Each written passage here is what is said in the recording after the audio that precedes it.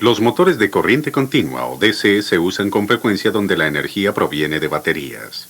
Los motores eléctricos que impulsan equipos móviles, motores de arranque mecánico y motores en herramientas portátiles, por ejemplo, son todos motores DC energizados por baterías.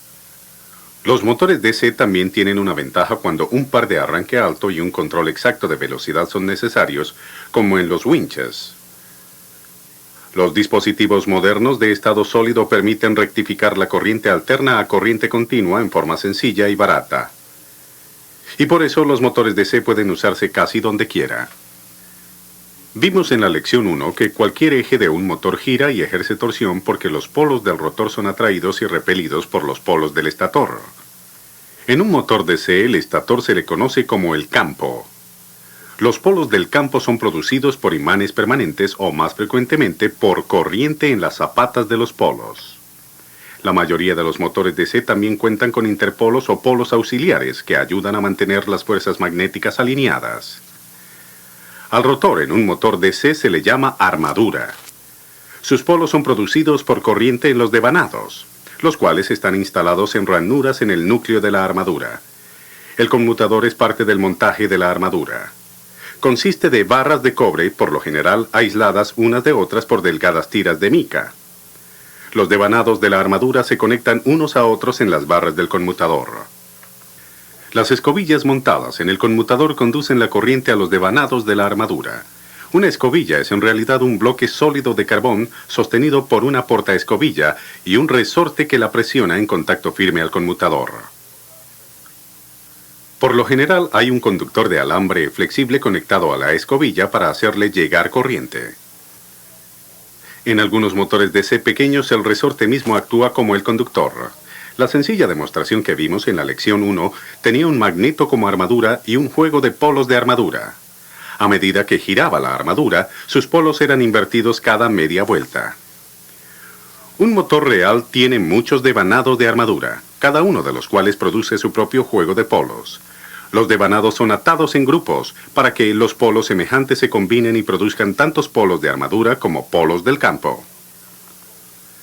Aunque la armadura gira, los polos de la armadura permanecen casi fijos en la mejor posición para producir la máxima torsión.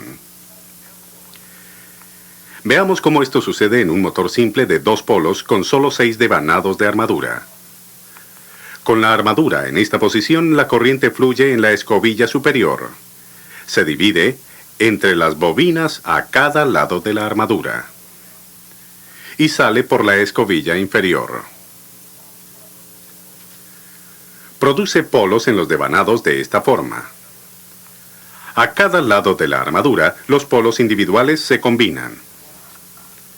Y las bobinas trabajan juntas como un gran electroimán con un polo norte y un polo sur. La parte superior de la armadura entonces se convierte en el polo norte de la armadura y la parte inferior el polo sur. Ahora fíjense lo que le sucede a una bobina individual cuando las barras de su conmutador pasan por debajo de una escobilla y sus polos se cambian. En esta posición la corriente fluye en esta dirección a través de la bobina 6. Y su polo norte está aquí, en este extremo de la bobina. A medida que gira la armadura, el polo norte de la armadura gira con ella, hasta que la escobilla contacta el siguiente segmento del conmutador, poniendo en corto a la bobina 6 para que no le fluya corriente. El polo norte de la armadura brinca hacia atrás porque la corriente llegando a la escobilla superior ahora se divide entre las bobinas 1 y 5.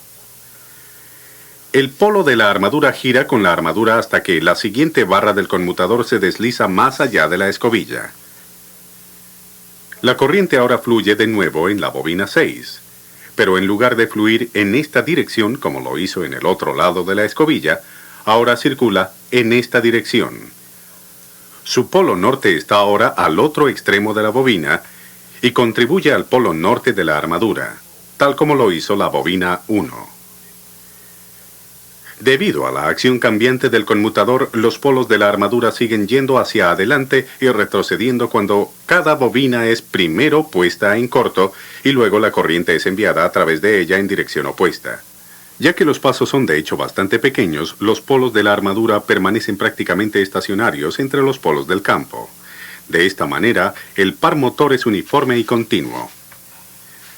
Básicamente así es como trabajan los motores de corriente continua. Existen 4 tipos principales de motores DC: en serie, en derivación, de excitación compuesta y de imán permanente. Sus características de operación, cuánta torsión y caballos de fuerza producen a diferentes velocidades y cuánta corriente consumen, los hacen apropiados para diferentes tipos de aplicaciones. Para entender por qué se comportan en forma diferente, necesitamos mirar más de cerca la relación entre torsión, corriente y velocidad en un motor DC. Vimos en la lección 1 que la torsión que ejerce un motor depende de la fuerza de sus campos magnéticos, y estos, en turno, dependen de la corriente que atraviesa las bobinas del motor. Mientras mayor sea la corriente en las bobinas, mayor es la torsión. Ahora veamos por qué en un motor DC tanto la corriente como la torsión disminuyen cuando el motor acelera y aumentan cuando desacelera. La relación entre corriente, torsión y velocidad es más fácil de explicar en términos de la fuerza contraelectromotriz. Esta fuerza es un voltaje contrario generado en las bobinas de la armadura cada vez que ésta gira en el campo magnético producido por los imanes del campo. Si recuerdan su electricidad básica, saben que un voltaje es inducido en cualquier bobina que se mueve de tal forma que corta las líneas de flujo. Así, cuando gira la armadura, voltaje es inducido en sus bobinas. Los voltajes individuales se suman a una fuerza contraelectromotriz que, sin embargo, se opone o sustrae del voltaje aplicado. Ahora, de acuerdo con la ley de Ohm, corriente equivale a voltaje dividido por resistencia. La resistencia es la resistencia de las bobinas, las escobillas, el conmutador y cualquier otra cosa por la que fluye la corriente. Pero el voltaje efectivo que empuja corriente a través de la armadura es igual al voltaje aplicado o de la fuente menos la fuerza contraelectromotriz. De esta forma, la corriente a través de la armadura de un motor DC será el voltaje aplicado menos la fuerza contraelectromotriz dividido por la resistencia de la armadura. Ahora, este es el punto importante. La fuerza contraelectromotriz no es constante. Varía de acuerdo con la velocidad de la armadura. Al arrancar, antes de que la armadura empiece a girar, no existe fuerza contraelectromotriz porque las bobinas de la armadura no están cortando las líneas de flujo del campo. El voltaje aplicado empuja la corriente a través de la armadura y por tanto la corriente de esta es muy alta. A medida que aumenta la velocidad de la armadura, sin embargo, la fuerza contraelectromotriz incrementa y reduce el voltaje efectivo en la armadura. La corriente hacia la armadura disminuye. Por tanto, mientras más rápido gire la armadura, menos corriente consume el motor.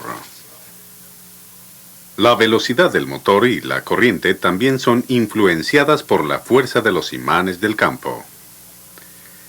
Si disminuimos la corriente en las bobinas del campo, las bobinas de la armadura cortarán menos líneas de flujo, y la fuerza contraelectromotriz inducida disminuirá. Al revés también es cierto. Si aumentamos la corriente en las bobinas del campo, la fuerza contraelectromotriz aumentará. Estos principios básicos de operación de motores DC son importantes para entender los 4 tipos de motores DC. Debido a que cada uno es enrollado en diferente forma, la corriente, la torsión y las características de velocidad de cada uno son muy distintas. En un motor en serie, la armadura y las bobinas del campo están conectadas en serie y la misma corriente pasa a través de ambas. Veamos qué efecto tiene la fuerza contraelectromotriz en las características del motor.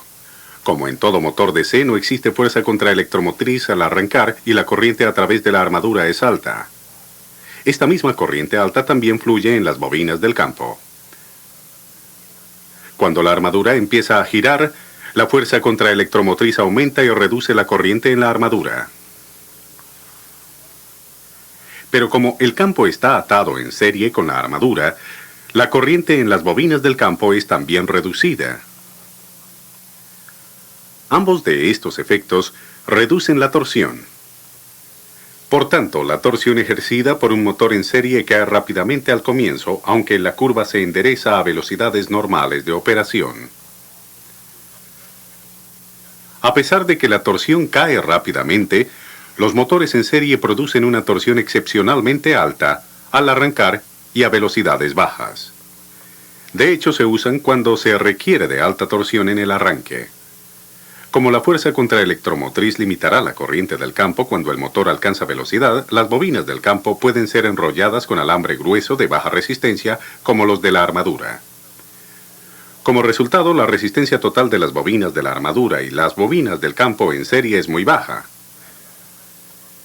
Al arrancar y a baja velocidad, antes de que aumente la fuerza contraelectromotriz, la corriente tanto en el campo como en la armadura es muy alta y produce un par motor alto. Una desventaja notable de los motores en serie es que carecen de una velocidad sin carga estable. Cuando a un motor se le alivia su carga, este tiende a acelerar. En motores que no son en serie, esta tendencia es opuesta por el rápido aumento de la fuerza contraelectromotriz y la resultante caída en la corriente del motor.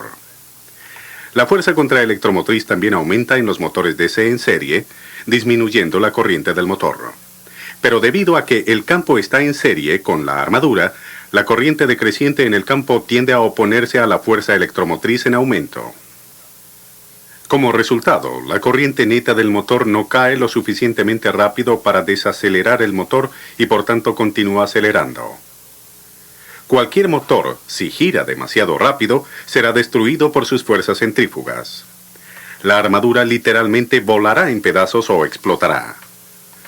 Los motores en serie pequeños por lo general tienen suficiente fricción de las escobillas y cojinetes para prevenir esto, pero los motores en serie grandes, como los de un montacargas, deben estar conectados directamente a la carga por medio de engranajes. No se usan embragues o clutches. Correas tampoco son usadas con motores en serie, ya que pueden romperse o zafarse y dejar que el motor cobre sobre velocidad. En un motor conectado en derivación, las bobinas del campo están conectadas en paralelo en vez de en serie con la armadura. Como resultado, la corriente en ellos no es afectada por la fuerza contraelectromotriz. Así, la corriente del campo es independiente de la velocidad del motor y provee un flujo del campo casi constante. Ya que la fuerza contraelectromotriz no limita la corriente de las bobinas del campo, las bobinas necesitan tener una resistencia considerable. Estas son enrolladas con muchas vueltas de alambre fino. Debido a que el alambre fino transporta una corriente constante y bastante baja, el par de arranque de un motor en derivación es mucho menor que el de un motor en serie.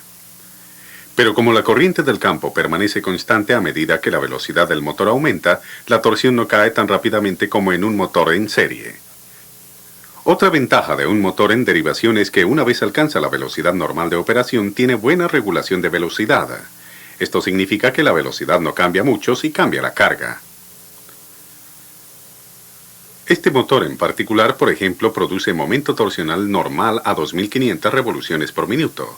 Si se dobla la carga de tal forma que produzca el doble de la torsión, solo desacelerará a 2300 revoluciones por minuto. Un típico motor en serie desaceleraría mucho más bajo las mismas condiciones. Los motores en derivación también tienen una velocidad superior o sin carga fija. Y no se desbocarán porque el campo se mantiene constante a medida que aumenta la velocidad de la armadura. Los motores DC industriales grandes a menudo son de devanado compuesto.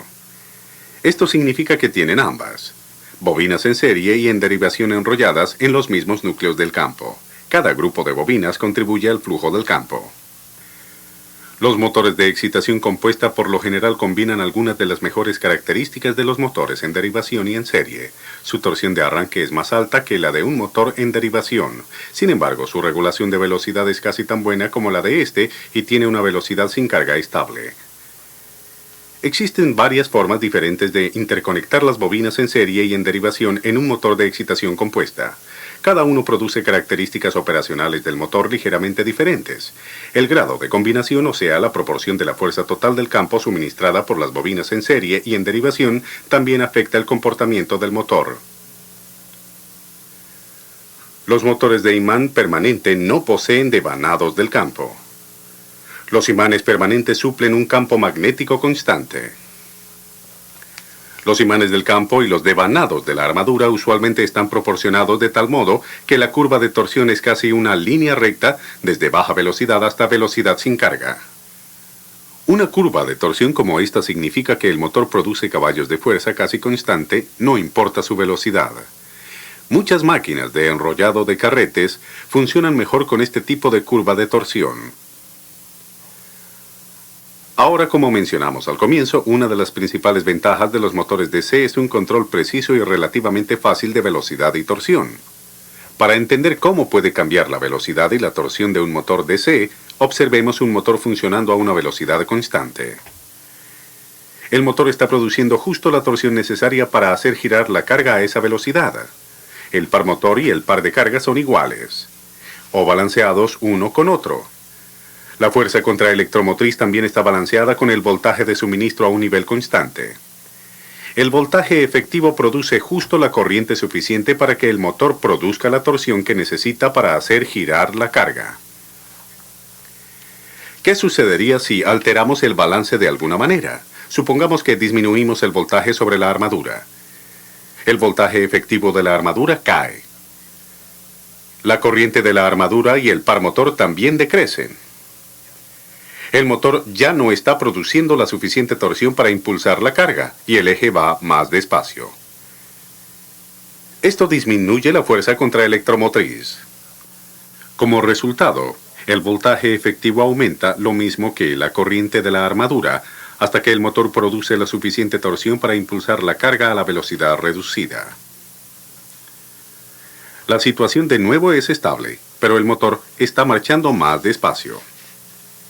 Pero, ¿qué pasa si ajustamos el voltaje del campo? Supongamos que lo reducimos. La corriente a través de las bobinas del campo decrecerá, reduciendo la fuerza del campo magnético. Puesto que las bobinas de la armadura están cortando menos líneas de flujo, la fuerza contraelectromotriz caerá. Más corriente fluirá en la armadura y el motor acelerará la velocidad hasta que la fuerza contraelectromotriz se eleve de nuevo y el par motor sea suficiente para impulsar la carga a la velocidad más alta. Así es como trabaja un regulador de motor DC, o cambia el voltaje hacia la armadura o hacia el campo. Aumentar el voltaje de la armadura o disminuir el voltaje del campo acelerará el motor. Para desacelerarlo, un regulador de motor disminuye el voltaje de la armadura o aumenta el voltaje hacia el campo. La primera función de la mayoría de los reguladores de motores DC es la de iniciar el motor. La mayoría de motores DC por encima de 1 o 2 caballos se deben arrancar a un voltaje reducido porque, como vimos, la resistencia del motor es muy baja.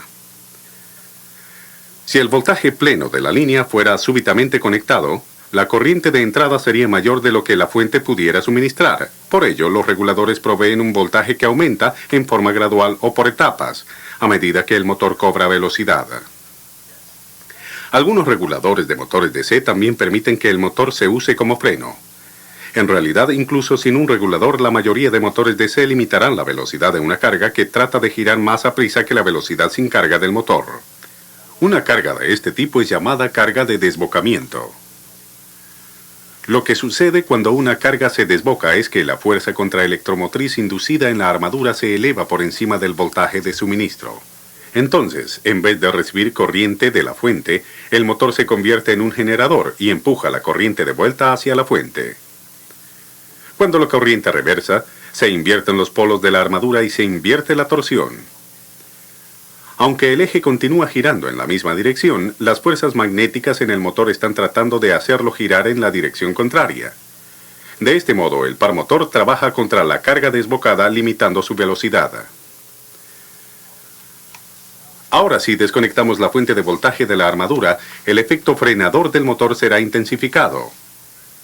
La fuerza contraelectromotriz ya no se está oponiendo, así que la corriente invertida en la armadura aumenta y la torsión de frenado se hace mucho más fuerte. Para que esto suceda, la corriente debe tener un circuito completo a través de las bobinas de la armadura. De tal forma, cuando se acciona el interruptor de freno, el regulador del motor conecta los resistores en paralelo con los terminales de la armadura al mismo tiempo que apaga la fuente de voltaje. Como la fuerza contraelectromotriz disminuye a medida de que cae la velocidad de la armadura, la corriente y la torsión de frenado desacelerarán a medida que el motor desacelere. A cero velocidad no habrá frenado, así que el eje no será detenido. Los frenos mecánicos a menudo se engranan cuando el motor alcanza una velocidad baja para completar el frenado. Invertir un motor DC es muy simple. Invierta la corriente, bien sea en las bobinas del campo o en las de la armadura. Cuando se invierten los polos magnéticos, el par motor se invierte. En la práctica, los motores DC casi siempre son invertidos, reversando la corriente de la armadura. Una de las razones para esto tiene que ver con una parte del motor que aún no hemos visto: los interpolos o devanados de conmutación. Estos son polos instalados entre los polos principales del campo y enrollados con alambre grueso en serie con la armadura. La mayoría de motores en derivación, de excitación compuesta y de imán permanente por encima de medio caballo los tienen. Su propósito es el de evitar que las escobillas chispeen bajo diferentes condiciones de carga. Pero los interpolos solo pueden hacer esto si su polaridad es correcta con relación a la dirección en que gira el motor. Cuando cambia la dirección del motor, su polaridad debe también cambiar. Puesto que los interpolos están instalados en serie con las bobinas de la armadura, invertir las conexiones del campo invertirá el motor, pero no los interpolos, y las escobillas chispearán fuertemente. Cuando usted está conectando un motor para operación invertida, recuerde cambiar las líneas de la armadura, no las del campo. Bueno, hemos visto las partes principales de un motor DC. Sabemos de sus funciones y de cómo están interconectados en los 4 tipos principales de motor. Si usted mantiene en mente los puntos básicos acerca de cómo trabajan las escobillas y el conmutador para cambiar la corriente en las bobinas de la armadura, y de cómo la fuerza contraelectromotriz afecta la velocidad del motor y sus características de torsión, usted será capaz de entender por qué un motor DC se comporta como tal. En programas futuros de esta serie discutiremos las especificaciones de motores, su instalación, mantenimiento e investigación de averías.